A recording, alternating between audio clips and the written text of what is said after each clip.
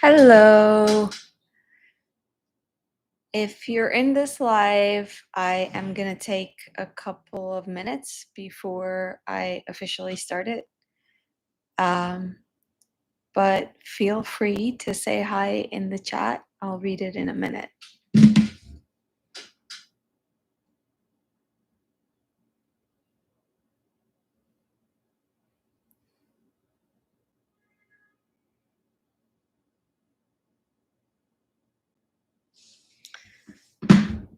Hi, Rachel. Please go to bed. It must be super late for you. It's so nice to see you here, though. How's everything? Hi, everyone. So let me start the way I always do. My name is Frida Weisel. Welcome to this once again spontaneous live stream. Just thought I would check in and say hello because I, by happenstance, did a live stream and I shared with you guys that I was going to have surgery. And now it is a week since surgery, so I wanted to check in. So many of you were so kind and wished me well. And it was really, really difficult. And whoever said in the previous live stream there is no such thing as minor surgery, I think I really felt that very much. And I thought now that I'm feeling so much better, since I've been ignoring everything and just sleeping and feeling really, really not good, I thought I'd just say hi and fill you in.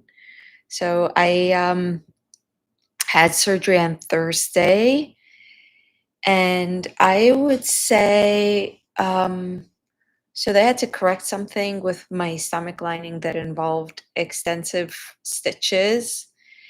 And whoever said that I don't need a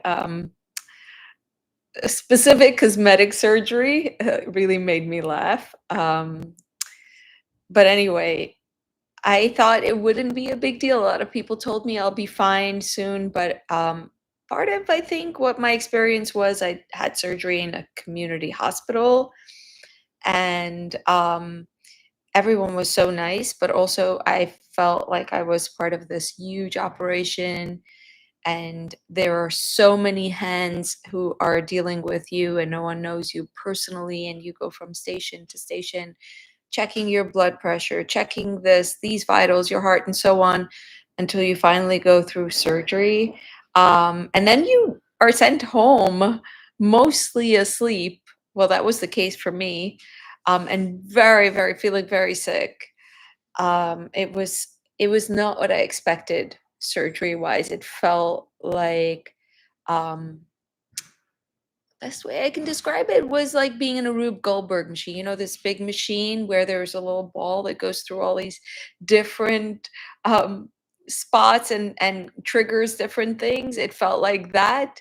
Like a lot of things were moving, and I was moving through them, but I felt like that little ball by the end. And then I slept for days, and thankfully I'm feeling better, and I can take little walks, and I'm finally like able to read, which was definitely the biggest disappointment from having surgery. I thought, oh, I have all of these things I want to read. I lined them up. I'm going to watch. I'm going to spend like 2 weeks just reading stuff, watching things. And actually, I think the hardest part about not feeling myself was not being able to do that, not being able to read and feel cognitively able. And I have to say, this whole experience has made me so much reflect on the body and how far it will take us, and being abled and not abled in different ways, cognitively, physically. I go out for a little walk. One walk around my block feels like strenuous, and I'm usually a huge walker, and I see someone go by with a walking stick, and I think, imagine every day everything hurting with every step, your stomach, your all of your it's just something I keep thinking about. Obviously, something like this makes you think about. Um, I did want really to go through a canon, so to speak, of Jewish movies. And I thought, oh, I'm going to watch everything and anything. I ended up watching two movies when I was feeling a little better, and then pretty much nothing. I slept many, many hours. One movie I watched was Yentl. I had never watched it before. Um, so many people have told me about Yentl. Of course, the great Barbara Streisand is the main character, and the story is about this Jewish girl back in Eastern Europe and Poland and the shtetl in the early 1900s who really wants to study like a boy, but she's told she's not allowed to. And so she dresses up as a boy, and she, as a cross dressing person, is able to sneak into the yeshiva. And what follows, to my great surprise, is not Yentl self actualizing, rising in ranks, and then being found out, which is where I thought the story was going to go, and everyone being like, "Oh wow, a woman can actually study. We were wrong."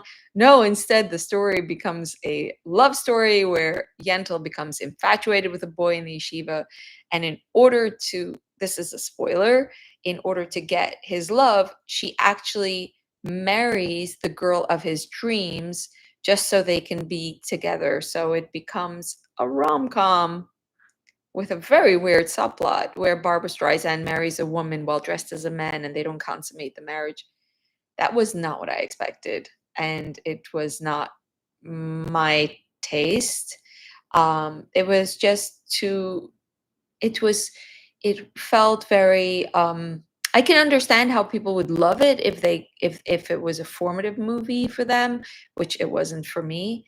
And it felt like very elaborately staged to the point that sometimes it loses its soul. Like there were all these gorgeous shtetl scenes, and the butcher and the chickens and the yeshiva, but where is the heart and soul of Yentl for me? And I feel like you probably have to love Yentl. A lot of people are like huge Yentl, like it's one of those movies. People are very upset at you if you criticize. But from my eyes, I felt like it was a totally different from what I expected, and I I didn't get taken in. The male lead I liked, the guy that she falls in love with, and also the girl she marries while dressed as a man. Um, the acting was everything was okay. It was really about um, the plot that and the execution that was overwrought, and to me it didn't have a heart. The other movie I watched is Avalon, and I watched it thanks to the recommendations here. I have a list of recommendations I've gotten. I've been trying to look at recommendations of Jewish movies. So I watched Avalon. It's a story of these brothers who immigrate from Pale of Settlement from Eastern Europe during this mass migration from Eastern Europe to the United States. So there are this wave of Jewish immigrants to the United States. The largest wave of Jewish immigrants, and most of today's American Jews are descendants of those immigrants. They came from the late 1800s to the quotas in the 1920s. So it is the story of five brothers of these immigrants. It's told via one of them who is constantly retelling their life story, and they live, I believe, in Baltimore. And it has this like grandpa telling the life story feel, and this long epic of life, starting from young, fit immigrants who are coming to the United States as it happens on July 4, and it is such a big festival, and they think, wow, this is America, this is wild, all the way to end of life. I'm not going to spoil it. It to me was absolutely magnificent. I was so taken in with a whole story, the multiple generations, the heartaches, the quibbling, the ups, the downs, the dreams, the children of the immigrants. Just very, very beautiful movie, and I'm really grateful for the recommendation. And I'll probably rewatch it sometime when I feel better, because I want to have a better taste in my mouth with the movie. One of my first movies I actually watched in general was, oh, what's the name of the movie? I can't remember now. Is it Annie? The girl who's in an abusive orphanage and ends up being adopted. I watched that movie when I was very young and pregnant, and to this day, I can't hear any of the songs without feeling sick. So I'm going to try to cleanse that from my palate with Avalon and rewatch that. Alex said you ate the turkey without you. I would never ever do that. Ever. I would wait for you.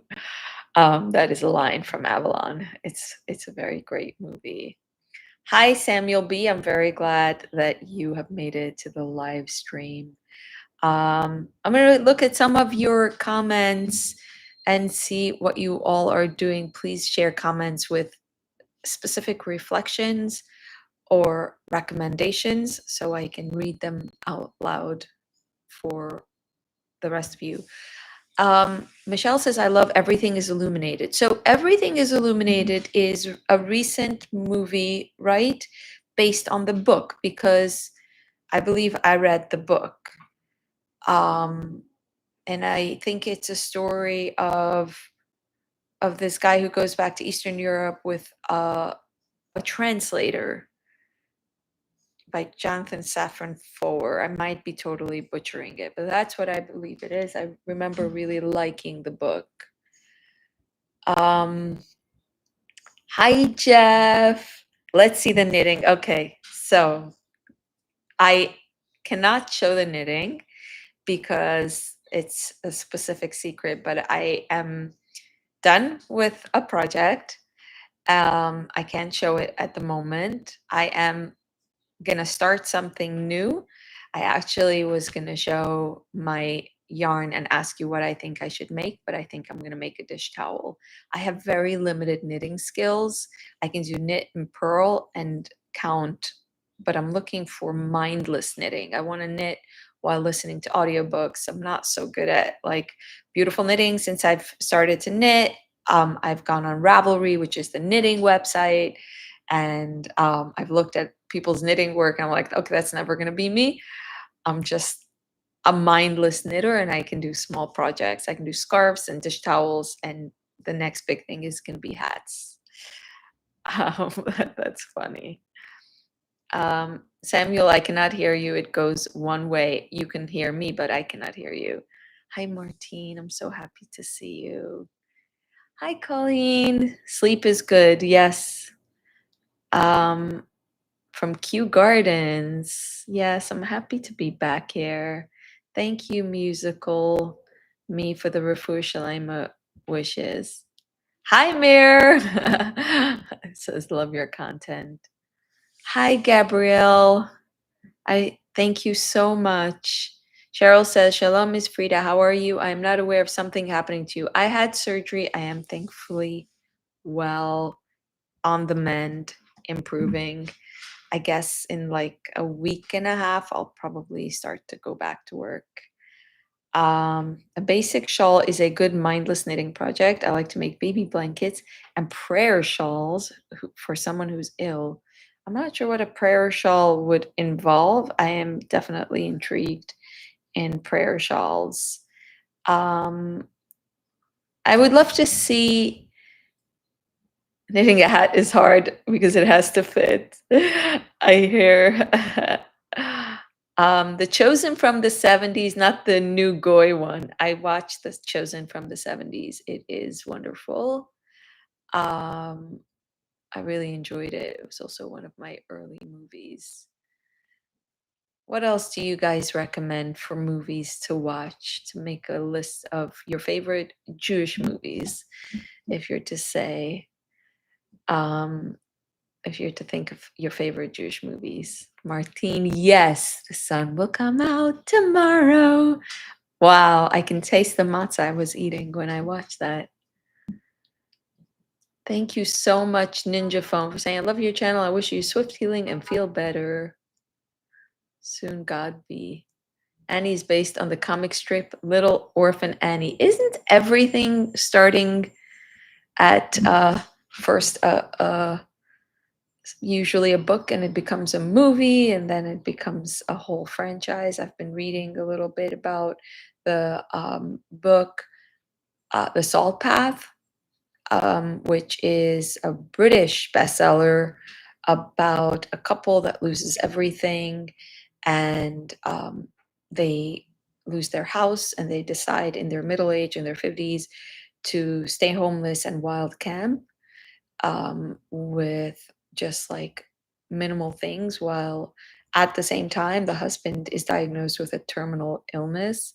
And this has recently been turned into a movie, like These Things Go, and now it's in the news because apparently there are veracity issues around the Salt Path book, that the author might have wildly exaggerated or misstated the illness of her husband, that it was unlikely that they'd gone on like a 600 or whatever 1,000-mile walk while he was suffering a neurological condition, and also other allegations that broke are about how they lost the house, which was not through some clerical error, but embezzlement.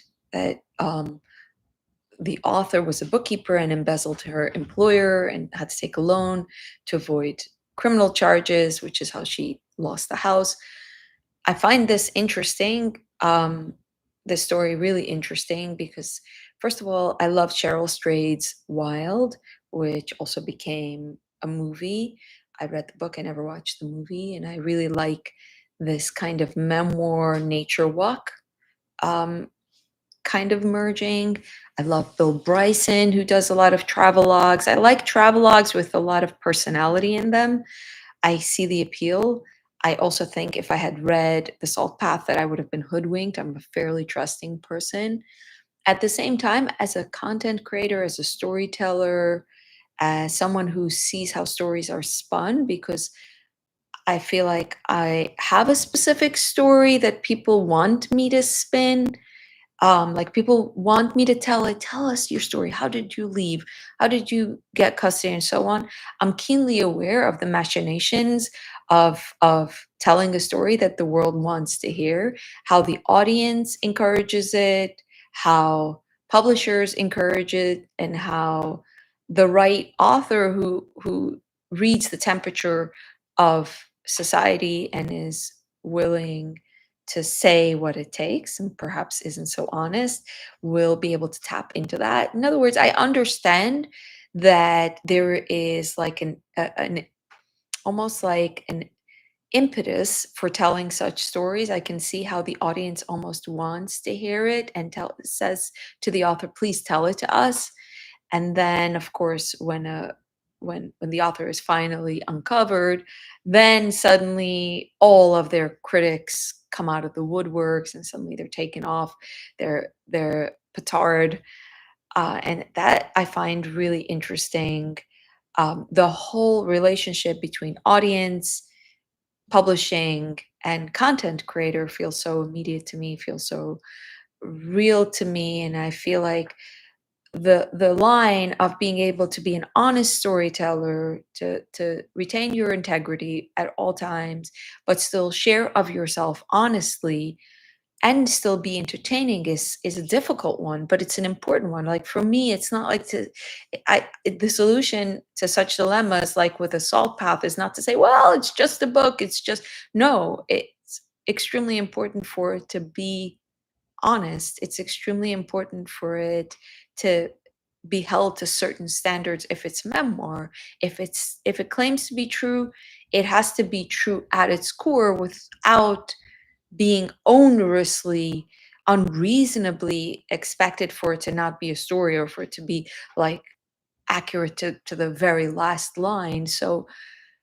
for me, it's always something very interesting and relevant and personally applicable to ask the question of how do you tell a story? How do you remain entertaining, um, uh, a storyteller when you speak of true things, real things, but in a way that doesn't compromise core truths, which I think is the essence. For me, no, you cannot make up a medical illness. You cannot retrofit it. You cannot exaggerate it. You have to try to be at a certain core honest, and what that honesty entails, where it is not negotiable, is something I think about a lot. Now with this whole Salt Path story, which um, I brought up because it's just been turned into a movie, like many other books. Um, Mandy Patinkin was the guy, and movie was Odd. Saw it ages ago. Um, Jen Stoser says, I'm going to read a couple of your comments. Um, Gabrielle says, I didn't know you knit. I've been knitting for about 5 years, and I feel like so many people greatly underestimate their own knitting ability and potential. Oddly interesting. Jen says the Frisco Kid, which is which is a very Jewish, one of the Jewish movie classics. It's fiction. I actually watched it not too long ago. It was hysterical and weird. Not what I expected. Um, I did watch it. I'm not sure that I even remember it, even though I'm pretty good at remembering movies I watched. I do remember they're on a like there's the heist, and that the criminal ends up being very nice to the rabbi, Harrison Ford. But it was to me, it didn't make much of an impression. Crossing Delancey, I watched. Crossing Delancey is a rom-com. So the Frisco Kid is, I think, a western, of this greenhorn rabbi who ends up traveling with a cowboy thief, and that is a comical, weird movie. And in the end, the thief is so nice to the rabbi. Um, that's the Frisco Kid. It was weird. Crossing Delancey is a rom com, as you can imagine. If you know, Delancey is in Lower East Side in New York City, and it's a very Jewish story to me, of this girl. She's older, and her grandma's putting pressure on her to get married, and she's overlooking, I think, the pickle vendor, um, because she's got her heart set on her employer, I think, who is um he's he works at the bookshop, so he's a little more highfalutin than the pickle vendor. And that, although it's a rom-com, and I rarely watch rom-coms, I really enjoyed it. I feel like it is a Jewish movie I could recommend. um The Chosen, I mean, the one with Rabbi Benson, it's the Chaim Potek, which is another book that has been turned into a movie. It's really well done. I didn't know there was a new Chosen, that it's been redone.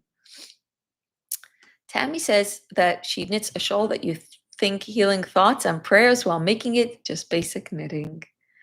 I love that. I think I'm going to be making some healing shawls myself.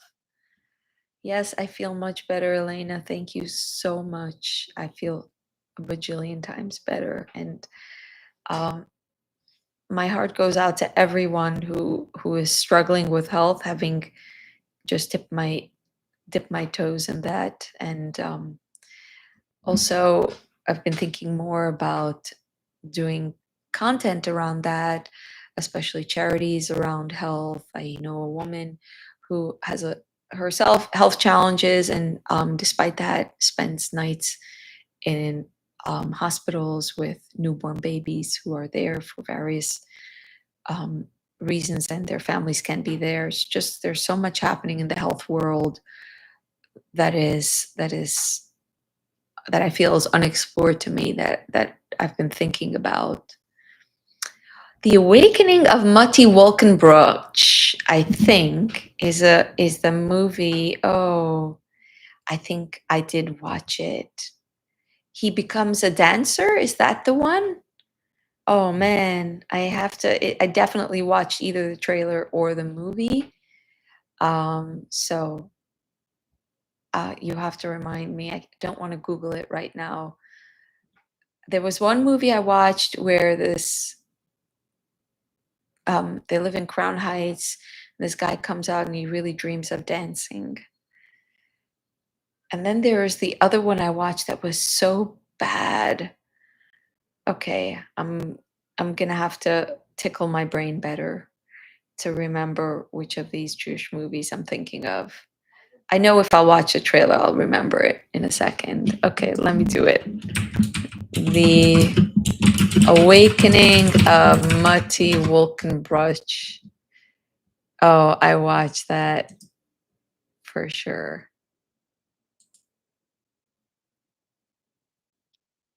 Oh, now I have to watch it. No, it's not the one where he becomes a dance. Oh no, I watched it. It's about this guy who goes on a series of dates.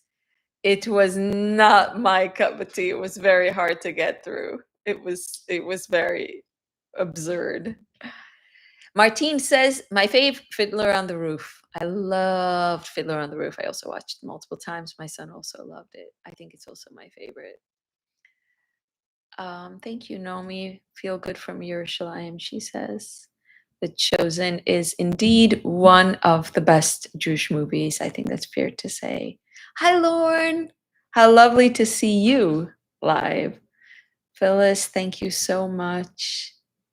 Did you ever watch Cooney the Lemel series? I did not. I've heard of it, but I don't think I have. Stranger Among Us is one of the Coen brothers classics that I recently discussed. Is it A Stranger Among Us? No, it's not. Oh, sorry.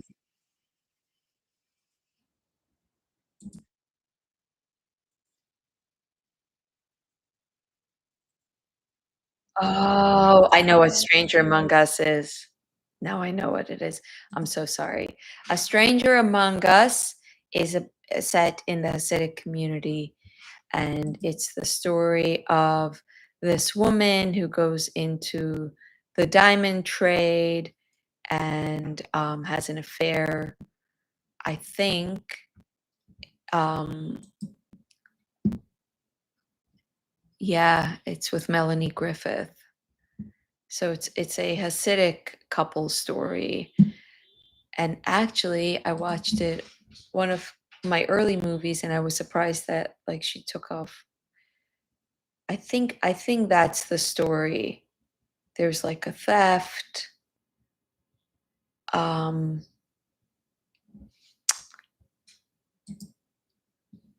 yeah. Oh, okay. She moves in. Okay, now I know. Sorry, my bad.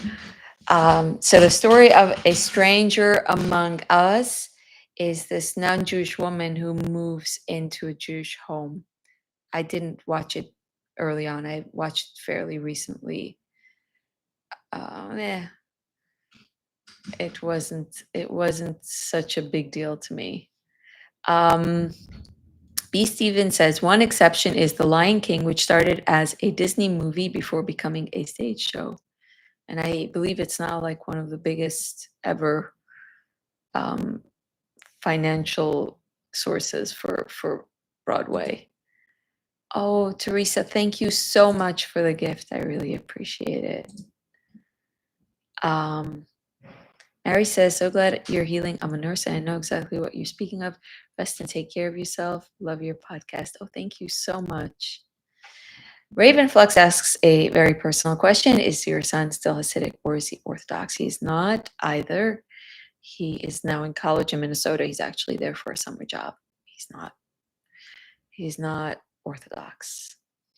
Hester Street, based on Abraham Kahn's Yekel, a tale of the New York ghetto, set in 1896 about Jewish immigrants in New York City, deals with issues of assimilation, tradition, etc. I watched Hester Street. It's about, it starts with these Jewish immigrants in New York City who have assimilated, they still have a heavy accent, but they're super eager to show that they are Yankees. And one of them, who is a philandering player, if you will, he's even worse than that because he's actually abusive. He gets notice that his wife is coming to the United States, and she arrives and she is super greenhorn and wants to wear her wig, and he is embarrassed or outraged, and his whole like life that he had built as this new Yankee with a waxed mustache and playing his game with the ladies is like falling apart now that he has a wife and a kid, and they're so like backward to him. And that's the crux of the tension in the story, as she is pressured by him to immediately drop it all and do her hair up as was the fashion at the time, with all of that hairspray and big to do. And he's actually abusive to her when she refuses, and the marriage disintegrates. And that was a really beautiful, beautiful black and white movie that I would definitely recommend. And it's feel good. It was wonderful to me, except for the abusive character. Thank you, Cheshire Cat, for the welcome back. Rubies, Colleen Puckett, A Price Above Rubies. For a minute, I thought that A Stranger Among Us was A Price Above Rubies, but no. A Price Above Rubies, I believe, is Renee Zellweger, and that involves a Hasidic woman with a wig who goes to work in the diamond district and has an affair.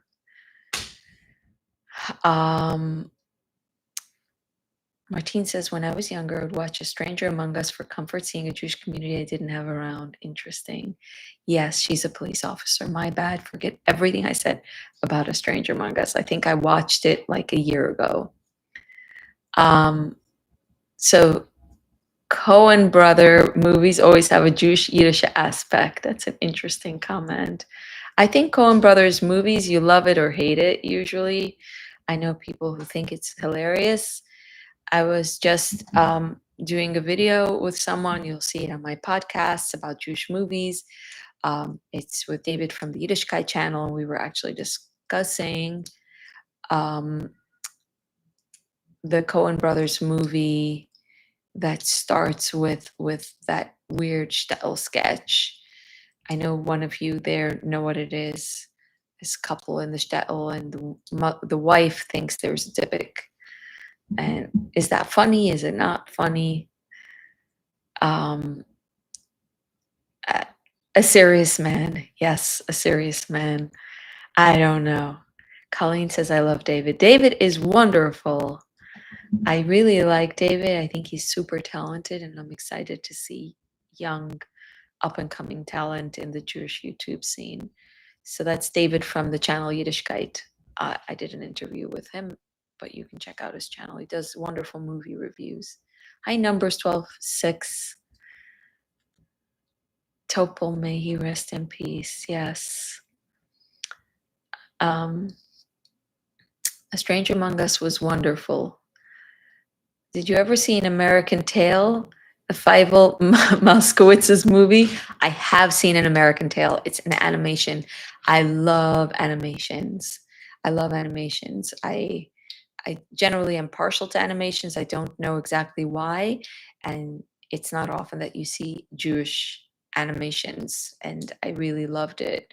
I'm thinking of rewatching it actually. Maybe I'll do that tonight. Peachy Keen says there was a film called Sacred Seed or something similar, made by a Hasidic filmmaker about adult relationships, intimacy in the Hasidic community, but impossible to find online. I have never heard of this. If anyone knows where I can find Sacred Seed to watch it or can give me reviews, please share. Karen says, a novel with Jewish characters dealing with anti-Semitism in a Northeast resort. The Inn at Lake Divine by Eleanor Lipman. Thank you for the recommendation. I'm gonna be watching that, reading that.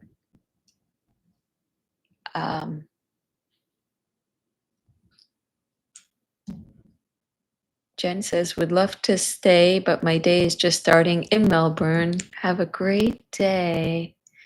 Inglorious Bastards is great. I don't think I ever saw it. Coen brother movies always have Jewish Yiddish themes. Hi, Rebecca. Thanks for tuning in. The Women's Balcony. I have never seen The Women's Balcony or heard of it. Is it a true story, documentary, or is it like fiction? Loopy Lou says, hope you're doing okay. I'm doing much better. Thank you so much. The Fabelmans' last movie. Oh, I actually never watched The Fabelmans. I did want to. There was a lot to do around it. Thank you, Mona. Oh, thank you, Mona Prest, so much for being here and saying Gefushalima. I'm very happy to see you. Is there anything you're reading right now that made into film? It's a good question. I'm actually reading something in Yiddish right now, so I have to think about that.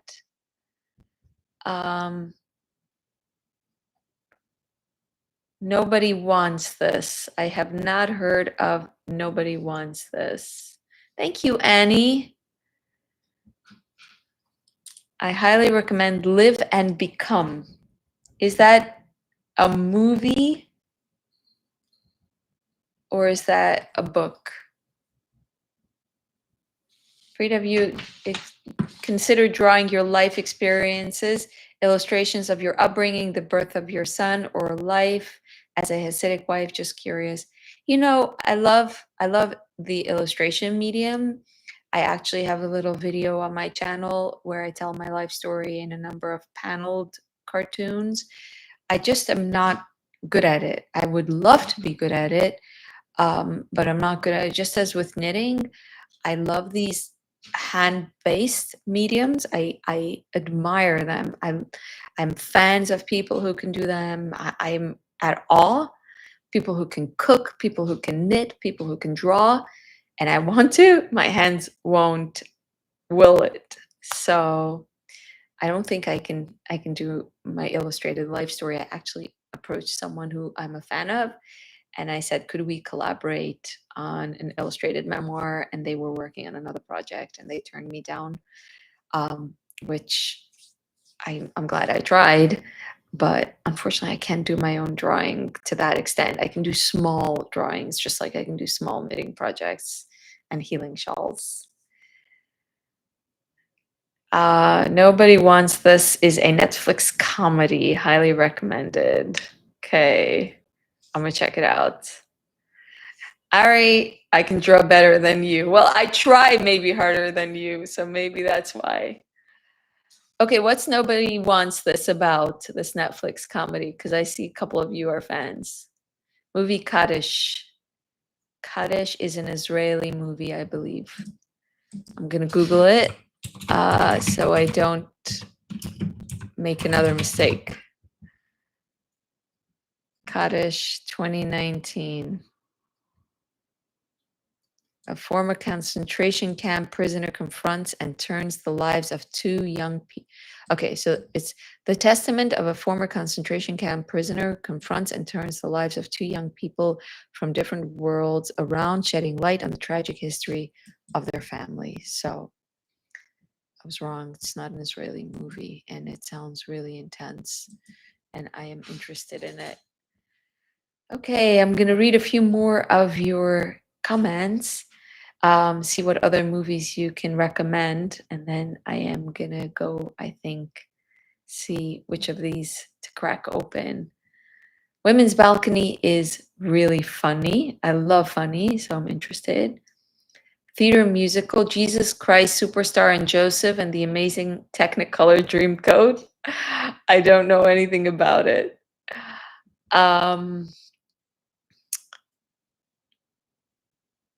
Little Violent. Don't know. Have you ever seen Three Identical Strangers. I have not. Is it a Jewish movie? Okay, Karen says Women's Balcony is about a Sephardic community in Jerusalem. It's really, really sweet. Wow, I like it already. Mikimi Steinberg says, oops, you missed my comment. I wrote too much. Refuah Shleima, dear Frida. Thank you. I'm sorry. It just jumps down the screen on intervals. God bless you. Love sent a Pentecostal Christian living in Islamabad, Pakistan. Chabad of YouTube. What are your thoughts of Chabad and Crown Heights? Big subject. We're not going there. Talking about movies. DJ Butcher says, Tammy, what didn't you like about it?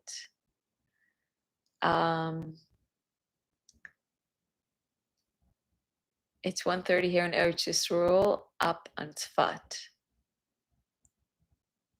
I think I recommended this elsewhere, but not sure if I actually submitted my comment. My favorite movie is The Secret of Roan Inish, a dreamy fairy tale of a movie set in mid-century rural Ireland. I've never even heard of that movie. Avalon was Barry Levinson's autobiographical film, wonderful film, but most of cast was not Jewish other than Lou Jacoby. They were great, but as a former casting director, I took exception at that. That's very fair. I think that's very fair. The cast was great, but that's very valid criticism. Gwen Gold says, I love The Wedding Plan. It's such a great movie. It is on my to-watch list. The Boy in the Striped Pajamas, but keep the tissues handy. Yes. Me Before You, great film. Marvelous Mrs. Maisel is such a funny sort of Jewish themed show. I think it's a very Jewish show, although it's very Amazon, which is it starts off really entertaining and then it kind of feels like it's regurgitating. Chaim says Agitten, which is Yiddish for hi. Does the Hasidic community regret voting for Trump? Well, this is totally off topic of movies, but on the subject of regretting to vote for Trump, I have asked a few people in the community because people on my tour have asked me the question. So I just said, I don't know. Regret is a difficult thing to measure. So I just asked other people, do you regret voting for Trump? And I was told by several people that they do not.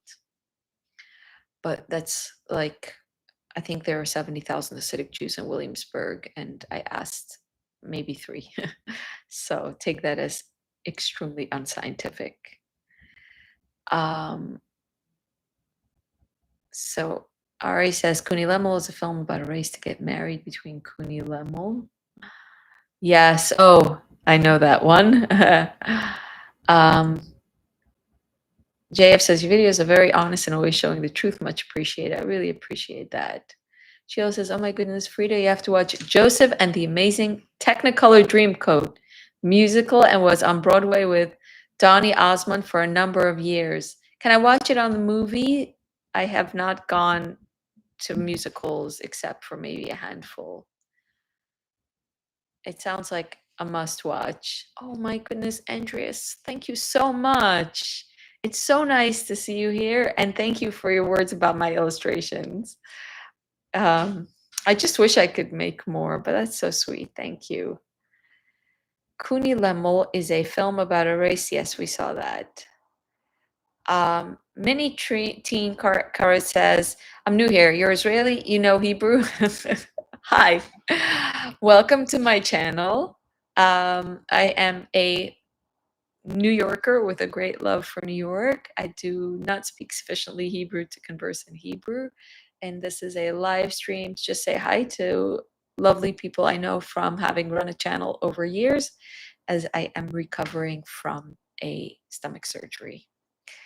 So that's the short of it. Just wanted to say hi and share what I watched and hear recommendations for other Jewish movies I can watch while I'm recovering.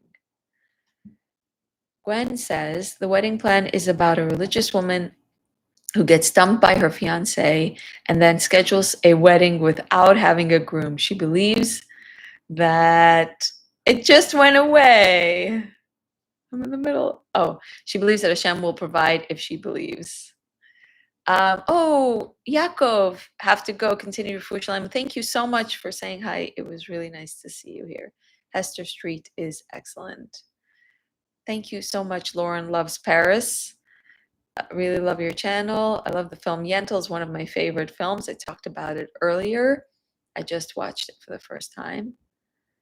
Do you think you'd ever leave New York City? No, I don't think so. I mean, who knows? I would like to live in Israel to become fluent in Hebrew, but I feel like I would like to live in New York City always. I love it here. I'm very much a setting down roots person. Anything Neil Simon. I enjoy Lost in Yonkers on Broadway and in film. Plaza Suite was a funny script. St. Vincent Adventure of a young Jewish boy in Catholic school with an eccentric mentor. Grease, watch Grease. You mean Grease as in the musical? I did watch that. Sweet Lorraine, a Catskill movie. Yeah. Speaking of which, I did watch the classic Dirty Dancing Catskill movie. Thank you. Furshleim Mechavara. Get well soon. I'm Orthodox Jew. I am on the mend. Thank you so much. Deny yourself, pick up your cross, and follow Jesus. Why would people leave comments like that? On the other hand, Cheryl says, I'm making Hungarian goulash. Now that is a comment I appreciate.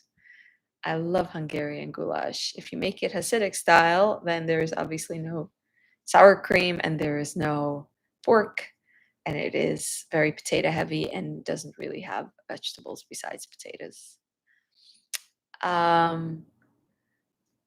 Yaakov says, wait until Zohar Mamdani becomes mayor, and then you will see how much people regret President Trump.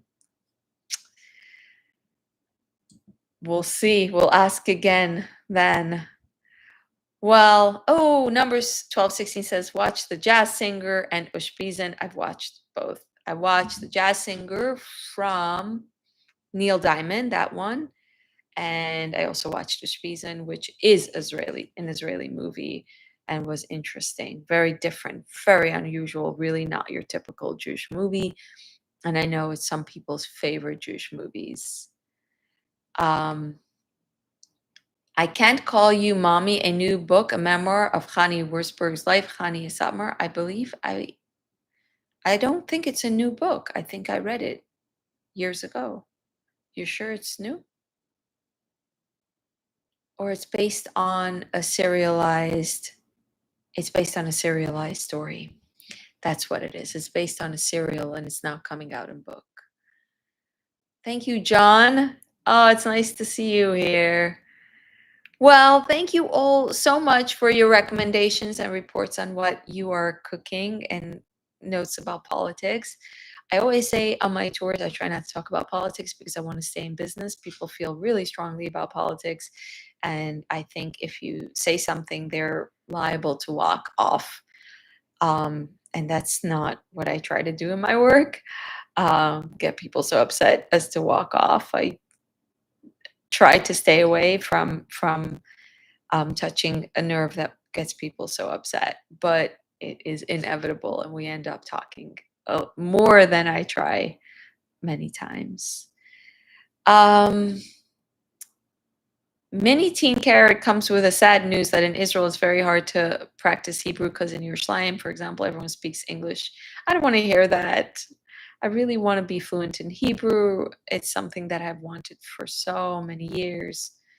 And my thinking is I'll get there once I move to Israel. So I'm going to hold on to that dream for now. Well, thank you all so much for coming. I wish you all a great night. I'm going to be publishing stuff around Jewish movies. I'm going to have an interview with David from Yiddishkeit up where we talk about Jewish movies and our opinions.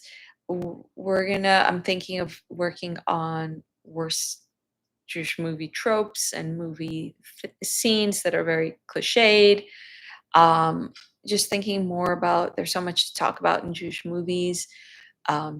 storytelling, what are tropes, what is different, what can be explored further, and also Hasidic themed movies. There's some of that I've touched on. Um, would love to do more content. So please keep your recommendations coming. I really appreciated Avalon. Whoever recommended it ended up making me feel much better.